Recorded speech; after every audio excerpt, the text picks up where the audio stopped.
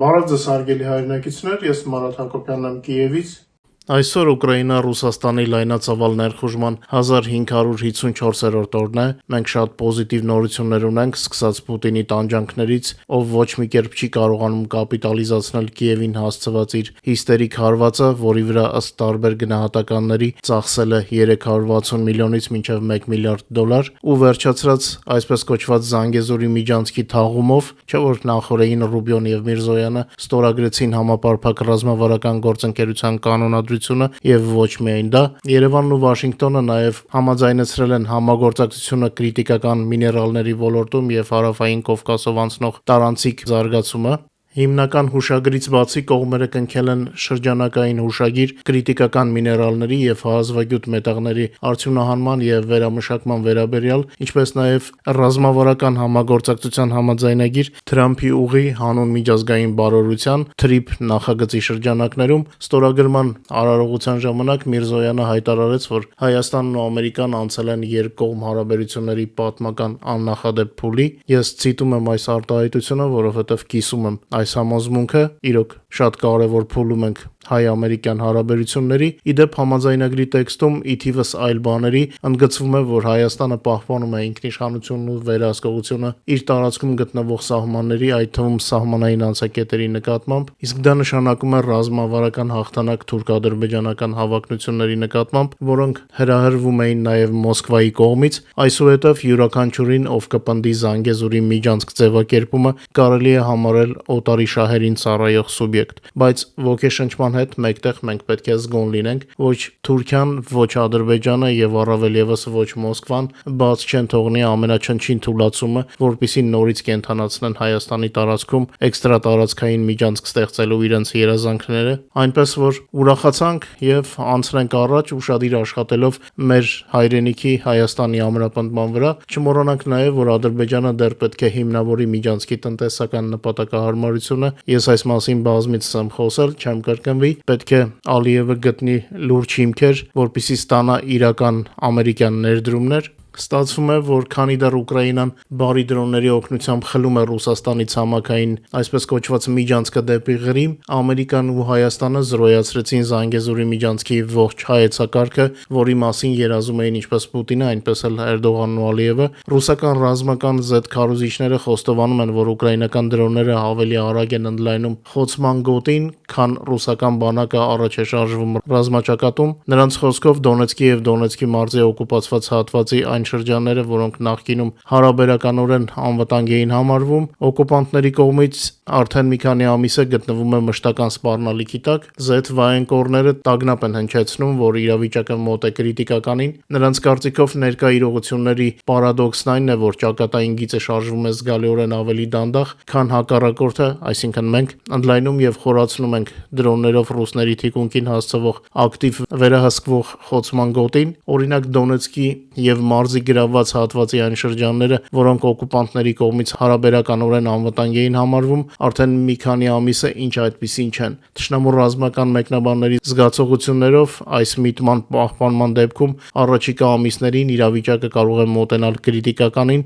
տեղակայման եւ հատկապես լոգիստիկայի հարցերում։ Զետնիկները հայտարարում են, որ վերջին ամսվա ընթացքում ուկրաինական դրոնները խիտ հարվածներ են հասցրել թիկունքի օբյեկտներին, տեխնիկական մասերին, պահեստներին, տեղակայման վայրերին եւ լոգիստիկային։ Հիմա խոսքը ոչ թե առանձին հարվածների, այլ Դոնեցկի եւ Մակեևկայի ողջ խորությամբ վերահսկվող խոցման եւ Մարիուպոլի մայրուղու վրա մշտական հարձակումների մասին է։ Ռուսները դառնությամբ ընդգծում են, որ դրանք արևմտյան թևավոր հրթիռներ չեն, այլ ռադիո եւ արբանյակային կառավարմամբ ուկրաինական դրոններ։ Դրանք ավելի էժան են արտադրության մեջ, ավելի արագ եւ պարզ, ուստի կարող են զանգվածաբար կիրառվել ագրեսորի դեմ։ Այս ֆոնին ուկրաինացի բլոգեր Սերգեյ Ստերնենկոն հայտնել են նոր ռեկորդի մասին։ Ուկրաինացի զինվորականները FPV դրոններով թիրախ են խոցել 102 կիլոմետր հեռավորության վրա առանց մայր դրոնի օգտագործման։ Պետք է ասեմ, որ մի տարի առաջ FPV դրոնի համար 30 կիլոմետրը համարվում էր ռեկորդ։ Հիմնականում FPV-ները օգտագործում են մինչև 10-15 կիլոմետրի վրա,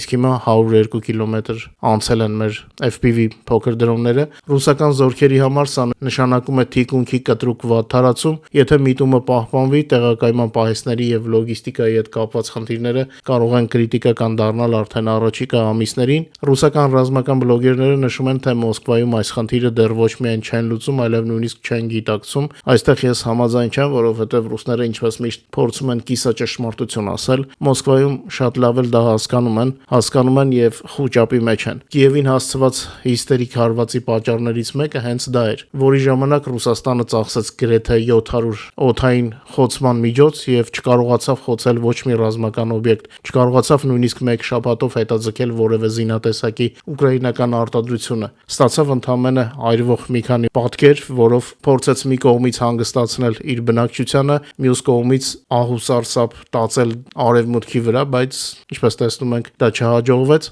Ռուսաստանը իր հարվածով, իսկ հետագայում նաև հռետորաբանությամբ փորձում էր ծածկել այն խայտառակությունը, որ ողջ աշխարհի աչքի առաջ այսպես կոչված աշխարհի երկրորդ բանակը, որը մինչև լայնամասշտաբ պատերազմի սկսվելը Ղրիմը համարում էր վերջնականապես զավթված, հիմա տենդագին ձևեր է փնտրում Ղրիմը պաշտպանելու համար։ Իսկ Ուկրաինան այդ ընթացքում ամեն օր երկնքից մտնում է Ղրիմ եւ կտրում ռուսական լոգիստիկան։ Ես հուսով եմ, մեզ լսում են Ղրիմում եւ հասկանում են, որ իրավիճակը օրեցօր բարդանալու է։ Օկուպանտների համար, եթե տեղի բնակիչները Պուտինի կողմնակիցներ չեն, պետք է քայլեր ձեռնարկեն իրենց անվտանգության համար եւ համագործակցեն Ուկրաինայի իշխանությունների հետ։ Եթե ինչ-որ մեկը թյուրիմացության պատճառով կամ ռուսական քարոզչության ազդեցության տակ Ղրիմի հարցը փակված էր համարում, ապա հիմա ամենօրյա ռեժիմով իրենք իրենց մաշկի վրա զգում են այդ սխալի արդյունքը։ Ղրիմը Ուկրաինա է եւ դա ըստ օրենքի է։ Ղրիմի ողջ բնակչությունը, որն այնտեղ էր մինչև օկուպացիայի պահը, Ուկրաինայի քաղաքացիներ են եւ որպես օրինապահ քաղաքացիներ նրանք պետք է համագործակցեն իրենց պետության հետ Ղրիմի ազատագրման եւ ողջ Ուկրաինայում խաղաղության հաստատման գործում։ Պետք է հստակ հասկանալ, խաղաղություն չի լինի, քանի դեռ թշնամին մեր հողի վրա է։ Այո, մեզ համար էլ Կիևում հեշտ չէ, իսկ սահմանամերձ եւ ռազմաճակատի մոտ գտնվող շրջաններում առավել եւս, բայց մենք գիտակցում ենք, որքան ծանրացնենք մենք իրավիճակը օկուպանտների համար, այնքան ավելի շատ են նրանք փորձելու օգտագործել մեր հակաբալիստիկ հրթիռների պակասի գործոնը, բայց դա չի նշանակում, որ նրանք մեզ կկոտրեն։ Դա նշանակում է, որ մեզ համար դժվար կլինի, շատ դժվար, բայց մենք արդեն հաղթանակի ուղիղ ճանապարհին ենք։ Այդ ճանապարհից հետ չենք կանգնի։ Մենք արդեն զգացել ենք ռուսների նկատմամբ հաղթանակի համը։ Նրանք իրենց Մոսկվաներում դողում են արդեն վախից։ Այնինչ ընդամենը մի 2 տարի առաջ մեզ հետ խոսում էին վերևից հաղթական տոնով, իսկ հիմա մտածում են ինչպես ավարտել պատերազմը, որ իրենց այդ ավարտը իրենց ժողովրդին որպես հաղթանակ հրամցնեն։ Արևմուտքի արձագանքը հրթիռային տերորին ակնհայտորեն հուսահատեցրել է Մոսկվային։ Կրեմլում հույս ունեին, որ բալիստիկ հրթիռների ցուցադրությունը, հատկապես Արեշնիկից հետո, բոլորը կընկնեն իրենց ոտքերը աղերսելով խնայել, բայց իրականում, բացի Ալբանիայի եւ Ադրբեջանի խիստ նոտաներից, որոնց դիվանագիտական ներկայացուցչությունները հայտնվել էին վտանգի տակ, ոչ ոք խոճապի չմատնվեց։ Իսկ Ուրսուլա ֆոն դեր Լայենը հայտարարեց Ուկրաինային աջակցության ուժեղացման մասին։ Դրանից հետո գործի դրվեց ծանր հրետանին, եթե կարելի այդպես ասել, Լավրովի մասին։ Նա զանգահարեց Ռուբիոյին, որպեսզի անձամբ վախեցնի Վաշինգտոնին Կիևին հասցվող համակարգային հարվածներով, ինչպես իրենք են ձևակերպում, բայց դատելով Կիևի եւ Բրյուսելի ակնթարթային արձագանքից, այս շանտաժը նույնպես ձախողվեց։ Իսկ Մարիա Զախարովայի դեմոնստրատիվ կոչը եվրոպացի դիվանագետներին անհապաղ էվակուացվել Կիևից արդեն նման էր աղերսանքի, որպիսի Մոսկվայի վրա գոնե ուշադրություն դարձնեն, սակայն օտարերկրյա դեսպանատները եւ Եվրոմիության դեսպան Կատարինա Մատերնովան հստակ պատասխանեցին, որ ոչ միտեղ չեն գնալու, իսկ Պեսկովը ավելի ուշ ստիպված եղավ հրապարակավ դժգոհել, որ արևմուտքը չի լսում Ռուսաստանի ազդակները։ Կարծում եմ Մոսկվայում իրենք էլ առանձնապես չէին հավատում, թե միամիտներից բացի որևէ մեկի վրա կկարողանան ազդել, նրանց համար ավելի կարևոր էր պարզապես աղմկոտ մեդիաֆոն ստեղծել ուկրաինական մայրաքաղաքին հասցվող հարվածների շուրջ, բարձրաձայն խոսել Կիևին հարվածելու մասին, օգտագործելով էվակուացիայի հրապարակային կոչը, որպեսզի գոնե բարձրագոչ արտահայտություններով հանգստացնեն իրենց բնակչությանը, որովհետև ուկրաինական ծանր հարվածները արդեն պարտակել հնարավոր չէր։ Եվ այս ֆոնին Եվրոպան հստակ ազդակ է ուղարկում Մոսկվային, շանտաժն ու վախ սերմանելու փորձերը չեն անցնի, իսկ Եվրոմիության երկրների դիվանագիտական առաքելությունները շարունակում են աշխատել Կիևում։ Միևնույն ժամանակ, ինչպես հայտնում է Reuters-ը, ՆԱՏՕ-ն ձևավորում է 3 դիվիզիա 60,000 զինվորականից, նրանց նախատեսվում է տեղակայել Էստոնիայի եւ Լատվիայի, Ռուսաստանի ու Բելարուսի հետ սահմանամերձ տարածքում, իսկ ռազմաճակատում Ուկրաինայի զինված ուժերը զսպում են թշնամու կատաղի հարձակումները Պոկրովսկի եւ Գուլայպոլեի ուղղություններով, իրականացնելով հաջող հակահարվածներ եւ վերահսկողության տակ վերադարձնելով ուկրաինական տարածքներ։ Միևնույն ժամանակ Ուկրաինան արդեն որոշել է 500 թիրախ Բելարուսում այն դեպքի համար, երբ Լուկաշենկոն հանկարծ մտնի պատերազմի մեջ, այս մասին հայտնել է դրոնների համակարգերի ուժերի հրամանատար Ռոբերտ Մադյար-Բրովդին։ Մադյարը խորհուրդ է տվել Ուկրաինայի աչքին չերևալ, որպեսզի չզրկվի 500 օբյեկտներից Բելարուսիայում Լուկաշենկոն, իսկ Ուկրաինայի զինված ուժերի գլխավոր շտաբը հաստատել է Սիզրանի նավթավերամշակման գործարանի կանգառը, ինչպես նաև ռուս օկուպանտների հրամանատարական կետերի եւ լոգիստիկայի խոցումը 26 թվականի մայիսի 25-ին եւ մայիսի 26-ի գիշերը Ուկրաինայի պաշտպանության ուժերի ստորաբաժանումները հարվածել են ագրեսորի մի շարք կարևոր օբյեկտների, մասնավորապես խոցվել է հակառակորդի հրամանատարական կետը Աչերետինոյում Դոնեցկի մարզի եւ գնդի կառավարման կետը Վերխնեյա Կրինիցայում, որը Զապորոժիեի մարզի օկուպացված տարածքում է։ Բացի այդ խոցվել են օկուպանտների դրոնների կառավարման կետերը Զապորոժիեի, Նեսтерյանկայի եւ Դոնեցկի մարզի Նովոգրադովկայի շրջաններում։ Հարվածի տակ են հայտնվել նաև թշնամու դրոնների պահեստները, նյութատեխնիկական միջոցների պահեստը Դոնեցկի մարզի Նովոպետրիկովկայի շրջանում եւ նյութատեխնիկական միջոցների պահեստը հենց Դոնեցկ քաղաքում։ Խոցվել է նաև երկաթուղային ցիստերը վառելիքաքսուքային նյութերով Դոնեցկի մարզի Դեբալցևոյի շրջանում։ Նախորդ խոցումների արդյունքներով հաստատվել է Սիզրանի նավթավերամշակման գործարանի աշխատանքի կանգառը, որին Ուկրաինայի պաշտպանության ուժերը հարվածել էին մայիսի 21-ին։ Երկուշաբթի օրը մայիսի 25-ին խոցվել է Յարոսլավլի գծային արտադրական դիսպեչերական կայանը, վնասվել են սարքավորումներն ու ռեզերվուարները, հաստատվել է նաև մայիսի 24-ին թշնամու 1L125 Նիոբիում SV ռադիոլոկացիոն կայանի խոցումը Յարսկում Լուգանսկի մարզի օկուպացված տարածքում։ Ուկրաինայի պաշտպանության ուժերը նաև այսուհետ համակարգված կերպով միջոցներ կձեռնարկեն Ռուսաստանին ստիպելու դադարեցնել զինված ագրեսիան Ուկրաինայի դեմ, ընդգծում է գլխավոր շտաբը։ Սա դեռ մեր հարվածների մասին ամենը չէ։ Այժմ խնդրում եմ մի քանի վայրկյանով դադար տալ եւ լայքել մեր եթերը, ինչպես նաեւ հնարավորության դեպքում տարածել այն սոցիալական ցանցերում։ Դուք ինձ շատ եք օգնում, ինչի համար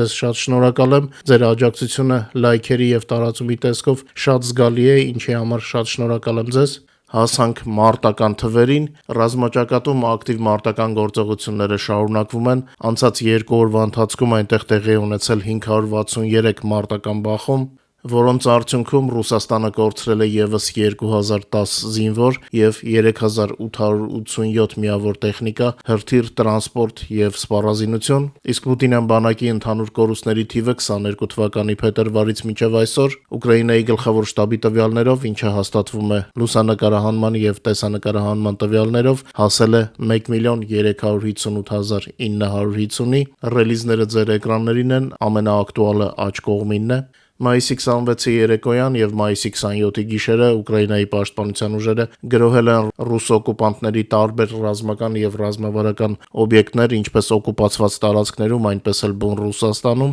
Բազմաթիվ հարվածներ են հասցվել Ղրիմում, Սևաստոպոլում Storm Shadow հրթիռների հիմնական հարվածը բաժին է ընկել Ռուսաստանի Սևծովյան նավատորմի ռազմաօդային ուժերի ժամանակավոր շտաբին Գոգլի փողոցի վրա։ Տեղական իշխանությունները հայտարարել են, թե շենքը իբր լքված էր, սակայն մոնիտորինգային ալիքները ֆիքսել են, որ հարվածի վայրում ուժեղ հրդեհ է եւ շտապ օգնության մեքենաներ են գնում դեպի դեպքի վայր։ Երկրորդ հարվածը եղել է Ռուսաստանի կենտրոնական բանկի հարավային վարչության շենքին, նաեւ դրոններով գրոհի են ենթարկվել Բելբեկի, Սակիի եւ Կաչայի օդանավակայանները, արդյունքները դեռ ճշտվում են, Գենշտաբի ռելիզը դեռ չենք ստացել։ Դոնբասի եւ Զապորոժիեի մարզի օկուպացված տարածքներում նույնպես կան կարևոր հարվածներ, բացի իհարկե այն հրաշալի եւ թվում է անվերջանալի կադրերից, որոնք մենք ձեզ ցուցադրում ենք մեր Telegram-յան ալիքում, որտեղ երևում են Դոնեցկից մինչև Ղրիմ հասցված հարվածների մասշտաբները։ Էներգոդարում ֆիքսվել է վերջին շրջանի ամենազանգվածային դրոնների հարձակումը,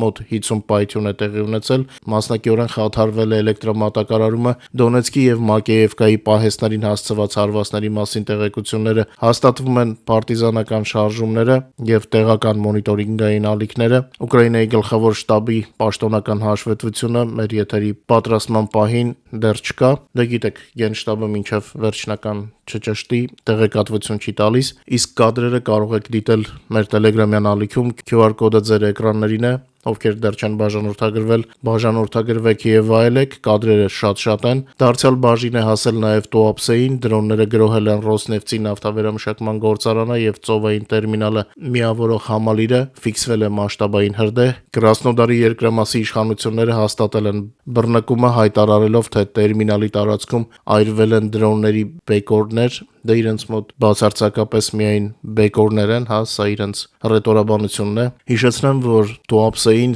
այս գարնան ընթացքում սա արդեն 5-րդ հարվածն է։ Հաստատվել է հրթիռի հարվածը նաև Տագանրոգի 325-րդ ավիացիոն վերանորոգման գործարանի տարածքին, որը զբաղվում է Il-76 An-12 ինքնաթիռների եւ A-50 հանգույցների վերանորոգմամբ։ Տեղական իշխանությունները հայտարարել են հրթիռի ոչնչացման մասին, բայց խոստովանել են հրդեհը եւ մեքենաների բռնկումը Ցիալկովսկու փողոցում, որտեղ հենց գտնվում է գործարանի արդյունաբերական գոտին, հայտնի է երկու տուժածի մասին։ Բարի դրոնները չեն շրջանցել նաև Վորոնեժը, ինչպես միշտ բոլոր հնարավոր կադրերը մեր Telegram-յան ալիքում են։ Ականատեսները նկարահանել են ծխապատումը հենց Բալտիմոր ռազմական օդանավակայանի Su-34-ների բազայի շրջանում։ Վորոնեժի մարզի նահանգապետը հայտնել է իբր երկու արագընթաց թիրախների վերացման մասին, հայտարարելով, որ բեկորներից քաղաքացիական անվադողերի տեղամասի վնասում է միայն եղել։ Դեռ ռուսները կարող են ասել ինչ ուզում են, կարևորը որ մեր գենշտաբը մանրամասները կիմանա։ Մինչ մեր հաղորդման մյուս թեմաներին անցնելը, խնդրում եմ օգտագործել YouTube-ի գործիքները մեր եթերի առաջ խաղացմանը նպաստելու համար։ Խնդրում եմ լայքեք եւ եթե հնարավոր է կիսվեք մեր հեռարձակմամբ սոցիալական ցանցերում։ Իսկ ես իմ կողմից նորից շնորհակալություն հայտնեմ ձեզ ձեր ամենօրյա աջակցության համար։ Իրոք շատ երևացող աջակցություն է, ձեր լայքերը եւ տարածումները շատ են օգնում, ինչի համար շատ երախտապարտ եմ ձեզ։ Պուտինի հիստերիկայից հետո Եվրոմիության երկրները սկսել են ավելի ակտիվ Ռուսաստանի դեմ պատժամիջոցների 21-րդ փաթեթի մշակումը, որն ուղղված է հենց Ռուսաստանի բնակչության կենսամակարդակի իջեցմանը։ Այս մասին Վիլնյուսում կայացած մամուլի ասուլիսում հայտարարել է Եվրոհանձնաժողովի ղեկավար Ուրսուլա ֆոն դեր Լայենը։ Մեջբերեմ Եվրոչինովնիկին, մենք արդեն իսկ պատրաստում ենք Ռուսաստանի դեմ պատժամիջոցների նոր փաթեթը, որպիսի հենց Ռուսաստանի քաղաքացիները իրենց ամենօրյա կյանքում զգան պատերազմի հետևանքները, ասել է ֆոն դեր Լայենը։ Նա նշել է, որ Եվրոմիությունը հենց նոր հավանություն է տվել Ուկրաինային 90 միլիարդ եվրոյի ֆինանսավորմանը, ինչը պետք է օգնի Կիևին բանակցություններ վարել ուժի դիրքերից։ Դե ուժի դիրքերը ամենօրյա ռեժիմով տեսնում եք մեր Telegram-ում, եւ հենց ռուսական բանակի այդ խայտարակություններ ուզում Պուտինը քողարկեր իր Կիևին իբր պատժիչ հարվածով, բայց իսկական պատժելը դա ամենօրյա հարվածներն են Ռուսաստանին եւ ոչ թե ինչ-որ խաղաղ օբյեկտներին, այլ հենց ռազմական եւ ռազմավարական օբյեկտներին, ինչի ականատեսը դուք կարող եք լինել ամեն օր մեր Telegram-յան ալիքում կադրերը դիտելով։ Իդեպ Ռուսաստանում դեգրադացիայի մասին տեղեկությունները արդեն անհնար է թաքցնել, ամեն օր ֆիքսվում են նոր փաստեր, թե Պուտինյան ագրեսիան մինչև ուր է հասցրել սեփական երկիրն ու բնակչությանը, քանի դեռ Կրեմլը տրիլիոնավոր ռուբլիները ծախսում պատերազմի վրա, հեռավոր արևելքը օրինակ խրվել է հսկայական պարտքերի մեջ, Պրիմորիեի երկրամասի իշխանությունները հայտարարել են էլեկտրաէներգիայի եւ տաք ջրի զանգվածային անջատումների մասին այն բնակիչների համար, ովքեր չեն վճարում կոմունալ վարձերը, հեռավոր արևելյան էներգետիկ ընկերությունը հայտնել է, որ տարածաշրջանի բնակիչների ընդհանուր պարտքը արդեն հասել է 5.8 միլիարդ ռուբլու, մարդկանց փողերը վերջանում են, նույնիսկ Կրեմլին լոյալ ՎՑԻՕՄ սոցիոլոգիական կենտրոնը Ռուսաստանում ֆիքսել է վերջին 4 ամսվա ընթացքում ռեկորդային բողոքի ակտիվություն, 26 թվականի ապրիլին այն հասել է նոր ցուցանիշի Ուկրաինայի դեմ լայնամասշտաբ պատերազմի ողջ ընթացքում, Կրեմլի համար տագնապալի այս միտումը ֆիքսել է հենց իշխանություններին հավատարիմ ՎՑԻՕՄ սոցիոլոգիական կենտրոնը, որի տվյալներով Ռուսաստանում բողոքի ներուժը այսօր կազմում է 25%, Կրեմլը մշտապես ուսումնասիրում է այս թեմաները, որպեսզի բաց չթողնի եռմանկետը։ Միևնույն ժամանակ տնտեսագետները հավաստիացնում են, որ 26 թվականի աշնանը Ռուսաստանին սպասվում է բյուջետային ճգնաժամ եւ ՀՆԱ-ի անկում, հենց ռազմաճակատում տիրող իրավիճակից եւ արդեն վրա հասած տնտեսական ճգնաժամից ուշադրություն շեղելու համար Պուտինը Կիևին հասցվող հարվածների 4 տարիներից հետո փորձում է հայտարարել դրա մասին որպես ինչ-որ նոր երևույթի, ներկայացնելով դա որպես նոր ձեռքբերում։ Հենց այդ պատճառով էլ հորինվում են լուրեր ուկրաինական այս կամ այն գյուղի գրավման մասին, այն դեպքում, երբ արդեն ուկրաինական բանակն է ավելի շատ տարածք ազատագրում, քան ռուսներն են փորձում առաջ գալ, բառացիորեն 3 Ուկրաինայի զինված ուժերը հերքեցին Ռուսաստանի կողմից Սումիի մարզում նոր գյուղի գրավումը, մեջբերեմ զինվորականներին չի դադարում զարմացնել ռուսական երևակայության զարգացման աստիճանը։ Մենք արդեն հերքել էինք ֆեյքերը այն մասին, թե իբր ռուս օկուպանտները ազատագրել են Սումիի մարզի Միրոպիլյա բնակավայրը, իսկ հիմա ջրի երեսը դուրս եկել նոր սուտ Զապսիլյա գյուղի մասին, նույն ոճը, նույն եռանդը եւ նույն հիմարությունը։ Ինչպես գիտեք, այս ուղղությամբ աշխատում է ուկրաինական զորքերի Կուրսկ խմբավորումը, որի հաղորդակցության կենտրոնը պաշտոնապես եւ պատասխանատու կերպով հայտարարում է նշված երկու բնակավայրերն էլ գտնվել են եւ շարունակում են գտնվել Ուկրաինայի պաշտպանության ուժերի վերահսկողության տակ։ Հիշեցնենք, որ ուկրաինացի զինվորականները օրերս հերքել էին նաեւ տեղեկություններ այն մասին, թե իբր ռուսները գրավել էին Սումիի մարզի Ռյասնե գյուղը։ Բերանով ինչ ասես գրավում են ռուսները։ Ուկրաինայի զինված ուժերը հերքել են նաեւ Օսինթ վերլուծաբանների տվյալները Պոկրովսկի օկուպացիայի վերաբերյալ, ուկրաինացի մարտիկները շարունակում են պահել որոշակի դիրքեր Դոնեցկի մարզի Պոկրովսկ քաղաքի հյուսիսային շրջաններում։ Պոկրովսկի ուղղությունը նախկինի պես մնում է ռազմաճակատի ամենաթեժ տեղամասը եւ վերածվել է Սև խոռոչի ռուսական զորքերի համար, որտեղ նրանք ամեն օր հսկայական կորուստներ են կրում։ Միևնույն ժամանակ Ուկրաինան զարգացնում է դրոնների արտադրությունը ոչ միայն մեր երկրում, այլև ողջ Եվրոպայում։ Ուկրաինայի համագործակցությունը եվրոպացի գործընկերների հետ դուրս է եկել նոր մակարդակի, Եվրոմիության մի շարք երկրներում արդեն գործում են համատեղ պաշտպանական արտադրություններ։ Ուկրաինան փաստացի հայտնվելով առանց Ամերիկայի կողմից ռազմական աջակցության,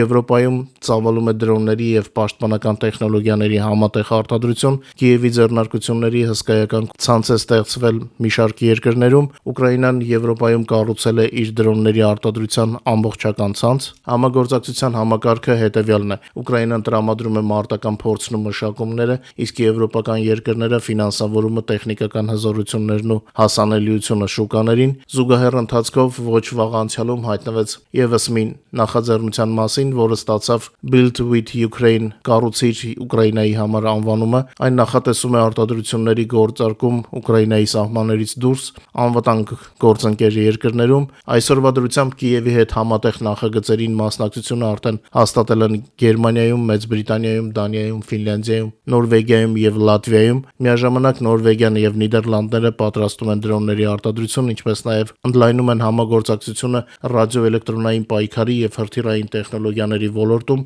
իսկ Ռումինիան ծրագրում է ուկրաինական դրոնների թողարկում իր տարածքում։ Ռուբիոյի այցից հետո հայկական լրատվական դաշտը ել ավելի հագեցավ ընտրարշավի ֆոնին։ Այսօրվա համար սահմանափակվեմ այսքանով։ Շնորհակալ եմ, որ մեզ հետ եք, խնդրում եմ չմոռանաք լայքել եւ հնարավորության դեպքում տարածել մեր եթերը սոցիալական ցանցերում։ Դե իսկ եթե հանկարծ մոռացել եք բաժանորդագրվել մեր ալիքներին, խնդրում եմ անել դա, որովհետեւ մենք ակտիվորեն օգտագործում ենք մեր բոլոր 3 ալիքները։ Ձեզ մաղթում եմ ամենալավն ու բարին, եթե որևէ արտակարգ բան չլինի, ապա հաջորդ եթերը այս ալիքում պլանավորում եմ ուրբաթ օրը։ Մնացեք Աստծո բարով։